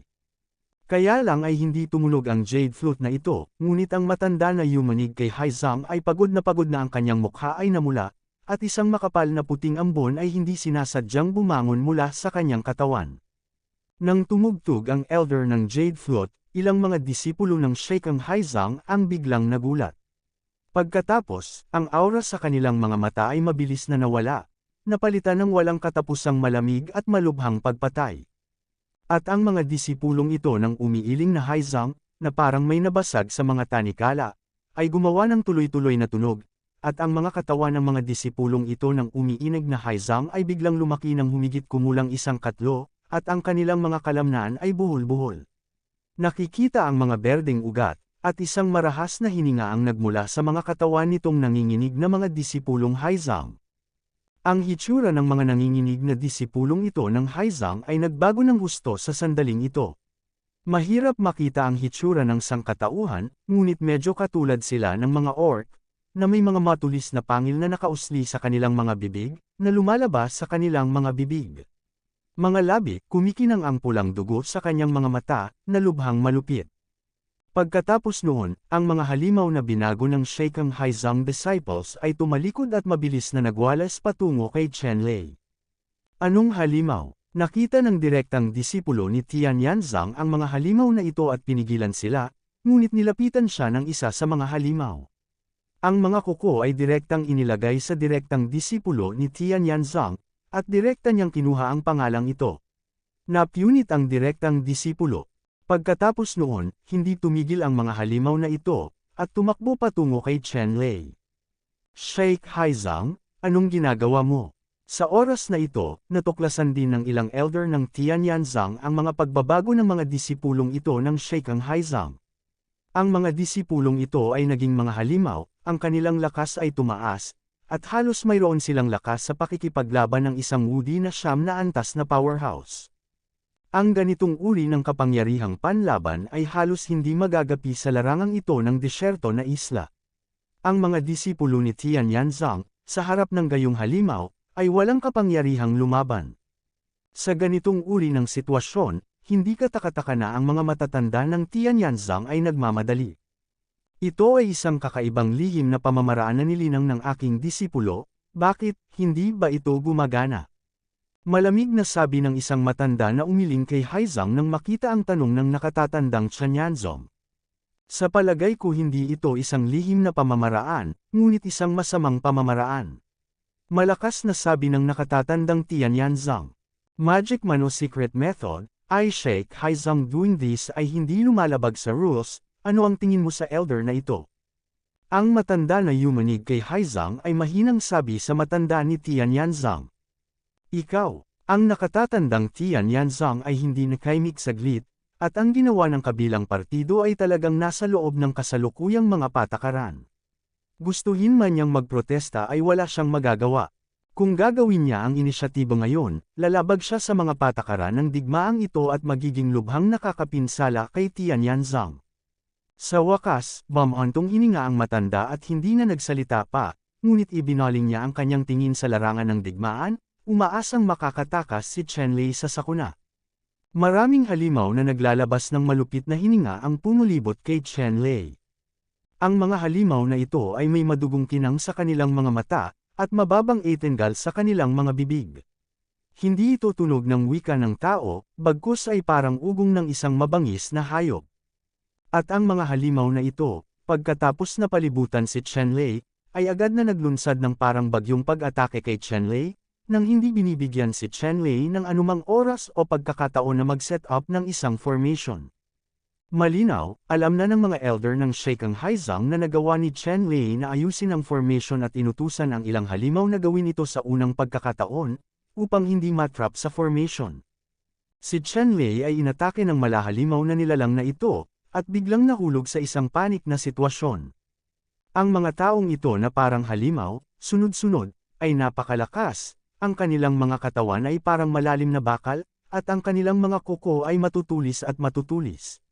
Sa isang kisap mata, nag-iwan sila ng mga galos sa kanyang katawan. Dapat mong malaman na ang katawan ni Chenlei ay hindi maihahambing sa oras na ito, at ang ordinaryong antas ng siyam na mga espada ay halos hindi maputol ang kanyang balat. Ang mga kuko ng halimaw na ito ay mas matalas kaysa sa antas na siyam na mga espada. Saglit, direktang dinurog ni Chenlei ang walang kamatayang tripod at sumabit sa itaas ng kanyang ulo, pagkatapos ay bahagya niyang hinaranggan ang mga pag-atake ng mga halimaw na ito, at napabuntong hininga siya saglit. Ang mga halimaw na binago ng Sheikang Haizang disciples ay hindi huminto kahit kaunti nang humarap sa yaman na immortal ding na winasak ni Chenlei. Patuloy nilang binomba ang ilaw na kurtinang ibinubuga ng immortal ding, na gumawa ng mga alon ng dagandong. Ang tunog ay dinurog ng liwanag at ulan, at ang liwanag na kurtina ay patuloy na nanginginig, na ginagawang labis ang tunog. Ang lakas ng pakikipaglaban ng mga halimaw na ito ay talagang pambihira. Ligtas pa rin si Chenlei sa ngayon, ngunit napaliligiran siya ng mga halimaw na ito, at sa maikling panahon, hindi siya makalusot sa bilog ng mga halimaw na ito. Bagamat malakas ang depensa ni Xianding, hindi kayang gamitin ng Xianding na ito ang lahat ng lakas nito. Kung magtatagal, tiyak na masisira si Xianding ng mga halimaw na ito. Sa katunayan, ang kasalukuyang pag-atake ng mga halimaw na ito ay nagiging mas mabangis. Nararamdaman ito ni Chenlei, at ang walang kamatayang tripod ay hindi maaaring tumagal ng masyadong mahaba. Kung napapaligiran ng mga halimaw na ito, nang walang pagtatanggol ng walang kamatayang kaldero, ang katawan ni Chenlei lamang ay hindi makakapigil sa mga halimaw na ito sa pag-atake at pagpatay. Ano ito? Tiningnan ni Chenlei ang mga halimaw na ito na mukhang tao ngunit hindi tao, kahawig ng mga hayop at hindi mga hayop, at nakasuot pa rin ng mga costume ng mga disipulo ng Sheikang Haizang, at nahulaan ang pinagmulan ng mga halimaw na ito. Sa unang pagkakataon lang ay nakita ni Chenlei ang mga halimaw na ito, at hindi niya alam kung ano sila. Walang problema, papatayin ko ng tuluyan ang mga halimaw na ito habang ang fairy cauldron ay maaaring tumagal ng ilang sandali. Nagdesisyon si Chenlei, masyadong nakakatakot ang mga halimaw na ito.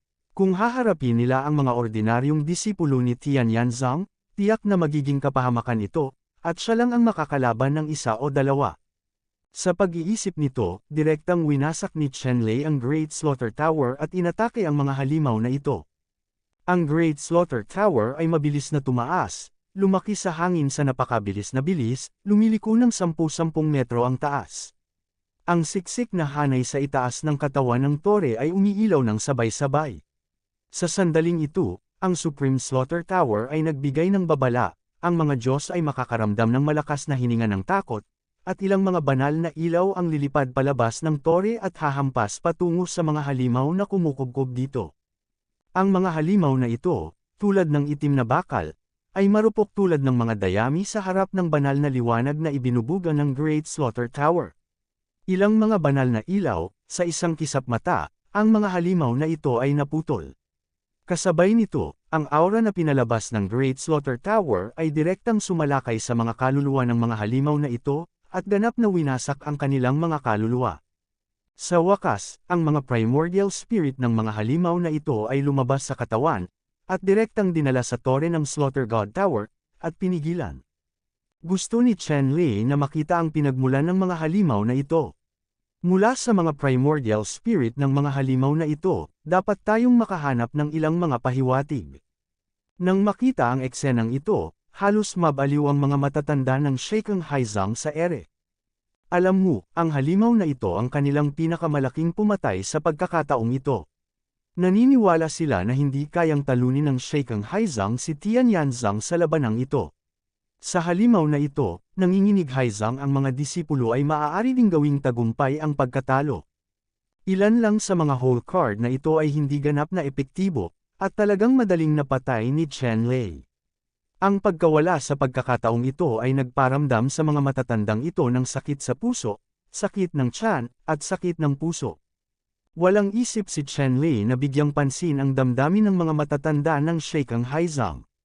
Matapos patayin ang mga halimaw na binago ng mga Sheikheng Haizang disciples na ito, winasak niya ang Azure Dragon Rejuvenation Art at nabawi ang kanyang mga sugat. Pagkatapos, patayin sa ibang lugar.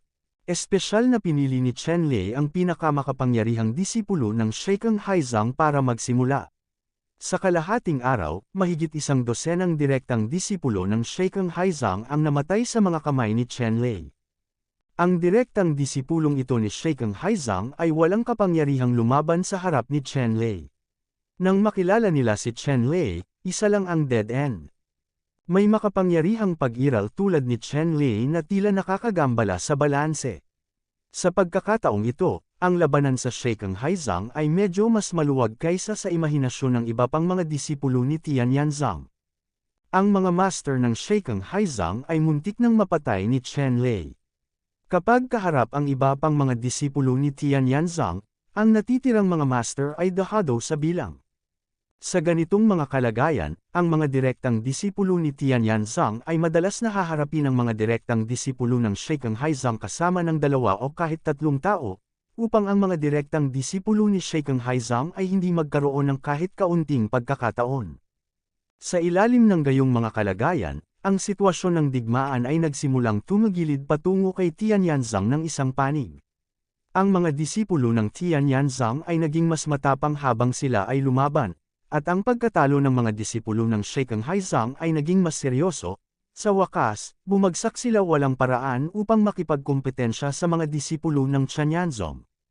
Lahat ng nanginginig na mga disipulong Haizang, sa ilalim ng tumataas na presyon, ay agad na sumuko at nagsimulang tumakbo, na gustong tumakas. Kaya lang malaki man o maliit ang battlefield na ito, napakahirap para sa mga alagad ni Sheikheng Haizang na makatakas ng maayos. Sa huli, kakaunti lamang na mga alagad ang nakatakas sa larangan ng digmaan, at ang natitira either siya ay pinugutan, o siya ay sumuko at naging mga bilanggo. Ilang matatanda ng Sheikheng Haizang ang nakatayo sa lumilipad na bangka sa himpapawid, tinitingnan ang eksenang ito sa larangan ng digmaan. Ang kanilang mga mukha ay sobrang pangit, ngunit walang paraan upang maiwasan ang pagkatalo sa labanan. Ngayon, tapos na ang pangkalahatang kalakaran. Kahit na ang ilan sa kanilang mga matatanda ay kumilos ng personal, imposibleng mailigtas ang pagkatalo. At saka, hindi sila makagalaw. Ang mga matatanda ng Tian Yanzang ay hindi mayabang. Sa ganitong paraan, ang mga matatanda ng Sheikheng Haizang ay nakamasid lamang habang ang mga alagad ng kanilang sariling sekta ay pinugutan o bunihag. Bagamat asol ang ekspresyon ng kanyang mukha, wala namang paraan. Ito ay hindi dahil sa hindi sila gumawa ng mga lihim na galaw, ngunit kahit na gumawa sila ng mga lihim na galaw at ginamit ang kanilang mga mamamatay tao, sila ay hindi nagtagumpay, at maaari lamang nilang tanggapin ang resulta ng kabiguan. Tuwang-tuwa ang mga matatanda ng Tian Yanzang. Sa pagkakataong ito ay naisip nila na ito ay magiging isang mahirap na laban. Kahit na ang mga disipulo ni Tian Yanzang ay manalo, sila ay magdaranas ng malaking pagkatalo. Ngunit sino ang mag-aakala na napakadali ng labanang ito? Ang mga disipulo sa ilalim ng sekta ay hindi lamang nakaranas ng kaunting pagkatalo, kundi pati na rin ang Sheikh Haizang ay malubhang na pinsala, na masasabing lubos na nagpaganda sa mukha ni Tian Yanzang. Siyempre, ang mga matatandang ito ay masaya at masaya, ngunit walang sino man ang nang-ahas na maging pabaya. Sa kabaligtaran, labis silang nag-iingat sa mga matatandang yumanig kay Haizang, kung sakaling sila ay magalit at sumugod na tumalon sa pader. Kung iyon ang kaso, tiyak na hindi sila magiging magalang. Gayunpaman, ang mga matatandang ito na sa wakas ay yumanig kay Haizang ay halatang pinigilan ang galit sa kanilang mga puso, hindi nawalan ng malay, at kinuha ang kanilang sariling mga kamay. Sa huli, natapos ang labanang ito, natalo si Sheikh Haizang, at ganap na tagumpay ang Tian Yanzong. Para sa ganoong resulta, opisyal na nilagdaan at kinumpirma ng mga matatanda ng magkabilang partido na kailangang magsulat si Haizang ng isang espesyal na sulat ng pagsuko. Nang lagdaan ng mga matatanda ng Sheikh Haizang ang liham ng pagsuko, labis silang nakaramdam ng pait. Sila ang mga makasalanan ng pag-alog Haizang magpakailanman. Kaya lang, gayunpaman, ang huling ilang matatanda ay kailangang pumirma at gumuhit sa sulat ng pagsuko. At sa pagkakataong ito ay nilagdaan ang aklat, sa pagkakataong ito ay tapos na ang alitan sa pagitan ng Sheikh Haizang at Tian Yanzong. Tungkol sa kung magkakaroon ng alitan sa hinaharap, walang makapagsasabi ng tiyak, ngunit, sa loob ng 50 taon, hindi magkakaroon ng anumang pagtatalo sa pagitan ng dalawang panig sa hinaharap.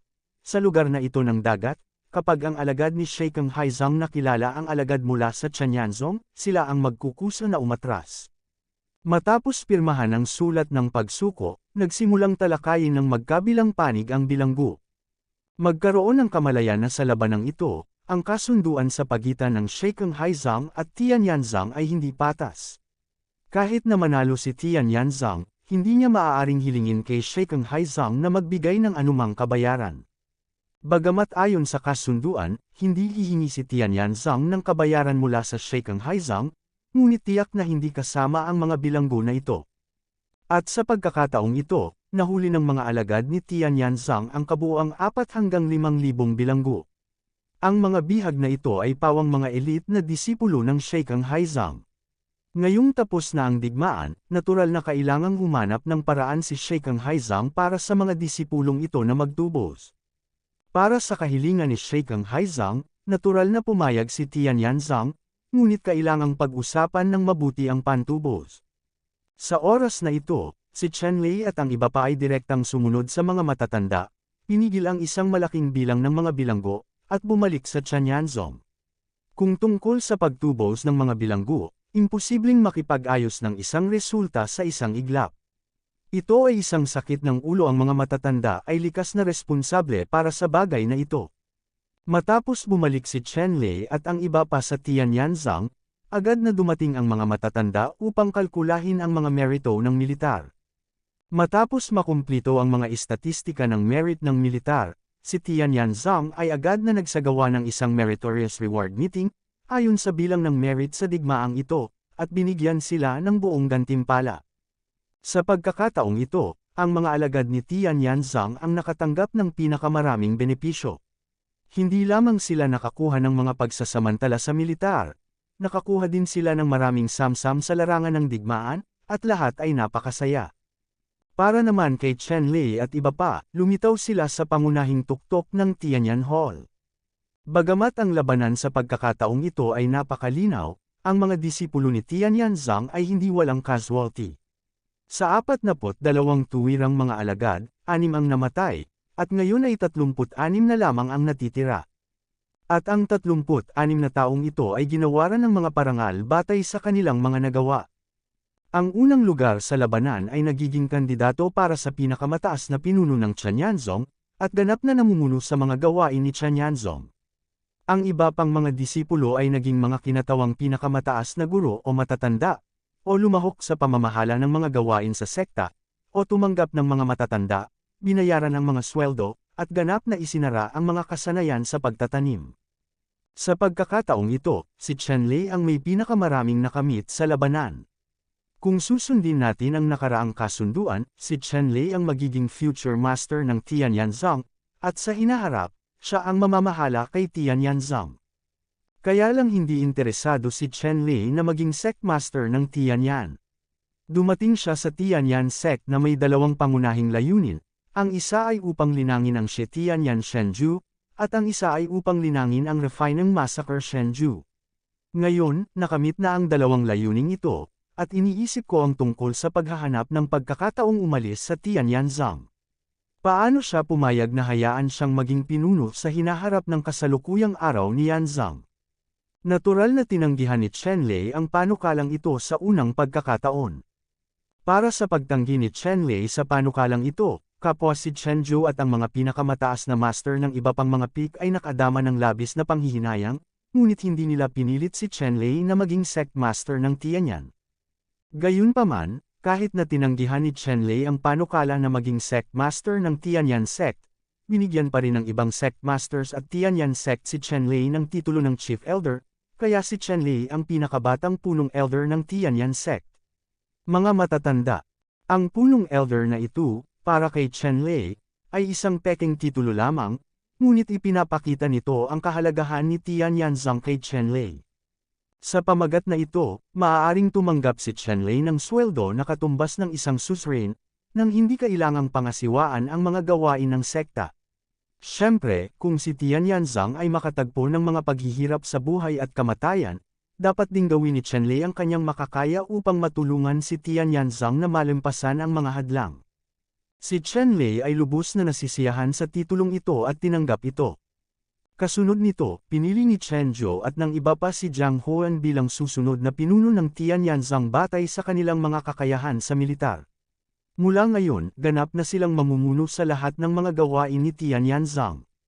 Sumunod, ginantimpalaan ni Tianyanzang ang mga direktang disipulong ito ayon sa kani-kanilang mga tagumpay sa pakikipaglaban, at lahat sila ay na-promote bilang mga elder o deputy pit masters, at iba pa, at naging pinakamataas na ranggo ng Tianyanzang. Si Chenlei ay nawala ng kaunting interes sa mga bagay na ito, at pagkatapos maghintay ng mahabang seremonya ng parangal, bumalik siya sa kanyang cave mansion. Pagkatapos bumalik sa kuweba, umupo si Chenlei Jing at nagsimulang mag-isip tungkol sa kanyang magiging landas. Ngayon, ang kanyang layunin na pumunta sa Tianyanzang ay nakamit, at si Tianyanzang ay hindi dapat makatagpo ng isang malaking sakuna sa loob ng 50 taon. Sa makatuwid, sa panahong ito, nagpasya si Chenlei na lisanin si Tianyanzang. Gawin ang isang bagay na dati mong gustong gawin, ngunit nabigong gawin. Ang bagay na ito ay para malaman ang kinaroroonan ni Nie Chenran, Lei Yu, at Baimanman.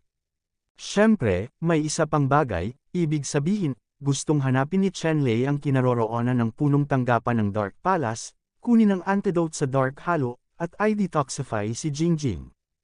Gayunpaman, kahit na nilinang niya ang Slaughter God technique at nakuha ang Slaughter Tower, hindi pa rin magawa ni Chenlei kung gusto niyang pasukin ang punong tanggapan ng Dark Palace at kunin ang antidote sa Dark Yama.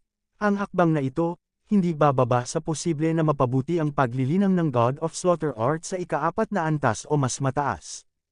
Ang dakilang sagradong sining ng pagpatay na ito ay may 9 na antas. Ang nakatatanda sa cultivation base ni Tianyanzang ay umabot na sa ika-5 antas, at hindi na siya makagawa ng anumang pag-unlad. Gayunpaman, ang hinalinhan ni Tianyanzang, sa tulong ng paglilinang ng unang 5 antas ng Slaughter God, ay natalo ang hindi magagapi na mundo. Gusto ni Chenlei na linangin ang ika-5 antas ng God Massacre. Sinasabi na mayroong isang tiyak na antas ng kahirapan, ngunit si Chenlei ay medyo kumpiyansa pa rin kapag ang paglilinang ay umabot sa unang 4 na antas. Ang unang 4 na layer ng God of Slaughter, Cultivation, ay mas madaling gawin kaysa sa susunod na 5 layer. Siyempre, ibang-iba rin ang lakas, pero kung tutuusin, ito ay Diyos ng Slaughter, kahit na medyo iba. Nalampasan din ito ang mga karaniwang treasure magic techniques.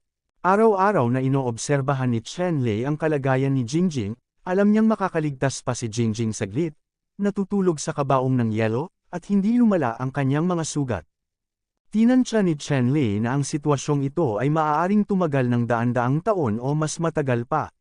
Sa makatuwid, ang paghahanap ng panlunas para kay Jingjing ay hindi isang pangunahing prioridad. Ang pangunahing prioridad ngayon ni Chenlei ay ang hanapin sina Nie Chenran, Baimanman at Lei Yu, saan. Dati, hindi niya mahanap ang kinaroroonan ng 3 taong ito, dahil mula man ito sa iba't ibang ahensya ng intelligence o iba pang partido, wala silang makita kahit kaunting balita tungkol sa 3 taong ito. Gayunpaman, ngayong nililinang niya ang Tianyan Gaoju, posibleng mahinuha ang kinaroroonan ng 3 taong ito. Siyempre, masyadong mababaw ang Tianyan Divine Art ni Chen Lei para tumpak na mahinuha ang tiyak na kinaroroonan nilang 3. Gayunpaman, maaari nilang mahihinuha ang kanilang 3 pangkalahatang direksyon, at hanggat mayroong isang magaspang na Chen Lei ay may mas maraming pagkakataon upang mahanap sila sa direksyon ng kanilang posisyon, at hindi na siya naghahanap ng karayom sa isang dayami. Bago umalis, may 2 bagay pa rin si Chen Lei na dapat gawin. Pagkatapos lamang niyang makumplito ang 2 bagay na ito ay mahahanap niya ang kinaroroonan ni Nie Chenran at iba pa ng may kapayapaan ng isip. Isa sa kanila ay si Ji Chanwu. Sa Tianyan Secret Realm, isang hindi masabi na bagay ang nangyari sa pagitan ni Chen Lei at Ji Chanwu, at nagkaroon sila ng balat sa balat na relasyon at ang realidad ng mag-asawa. Sa relasyong ito, kapag tinatrato ni Chen Lei si Ji Chanwu, hindi siya maaaring maging katulad ng isang ordinaryong senior brother. Kailangan niyang sabihin kay Ji Chanwu kung gusto niyang umalis. Susunod, kung nais ni Ji Chanwu na sumama sa kanya, o manatili dito upang hintayin si Chen Lei, ay nangangailangan din ng komunikasyon sa pagitan ng 2 partido. Bukod sa bagay na ito, kailangan ding ibigay ni Chen Lei kay Master Chen Zhou ang ilan sa mga halimaw na nagbuklod sa lungsod sa Slaughter Tower. Ang mga alagad ni Sheikeng Haizang ay nakatanggap ng tiyak na pagpapasigla at naging makapangyarihang mga halimaw na ngumunguya ng dugo. Sa kasong ito, kinakailangan upang malaman ang mga ins at out. Dapat mong malaman na kapag ang mga disipulo ng Sheikeng Haizang ay sumailalim sa gayong mga pagbabago, ang kanilang lakas sa pakikipaglaban ay tataas ng husto. Kung ang lahat ng mga disipulo ng Sheikeng Haizang ay makakaranas ng mga pagbabagong tulad nito, tiyak na hindi mapipigilan si Tianyan Zhang sa hinaharap. Bagamat nanalo ng malaking tagumpay si Tianyan Zhang sa pagkakataong ito, kung hindi ka makakahanap ng paraan para pigilan ang iyong sarili sa ganitong paraan, sa sandaling magkaroon ng salungatan sa Sheikeng Haizang sa hinaharap, malamang na mapahamak ka ng Sheikeng Haizang. Umupo si Chen Lei pagkatapos kalkulahin ang 2 bagay na dapat niyang gawin, at nagpahinga ng isang gabi. Kinaumagahan, dumiretso si Chen Lei sa lugar ni Master Chen Zhou at sinabi sa batang lalaki sa pintuan kung ano ang pupuntahan niya. Pagkaraang pumasok ang isang batang lalaki at iulat ang ulat, lumabas siya at sinabi kay Chen Lei, "Senior Brother Chen, mangyaring pumasok kung mayroon kang master, mangyaring."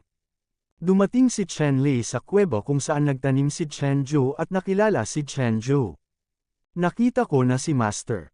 Iniyuko ni Chen Lei ang kanyang kamao kay Chen Zhou. Kinawayan ni Chen Zhou ang kanyang kamay at sinabing, "Walang regalo, Chen Lei, ano ang gusto mong gawin ko?" Kinuha ni Chen Lei ang Great Slaughter Tower, pinakawalan ang halimaw na primordial spirit na binago ng mga disipulo ng Shikeng sect, at pagkatapos ay ipinaliwanag ang kanyang intensyon kay Chen Zhou. Tiningnan ni Chen Zhou ang primordial spirit ng halimaw na binago ng Sheikeng Haizang disciple, na nagpapakita ng marangal na hitsura. Nakarinig na rin siya ng ilang elder na nag-ulat nito sa kanya noon, at lagi niya itong nasa isip. Gusto kong malaman kung ano ang nangyari, ngunit si Chen Lei ang unang nagbanggit nito.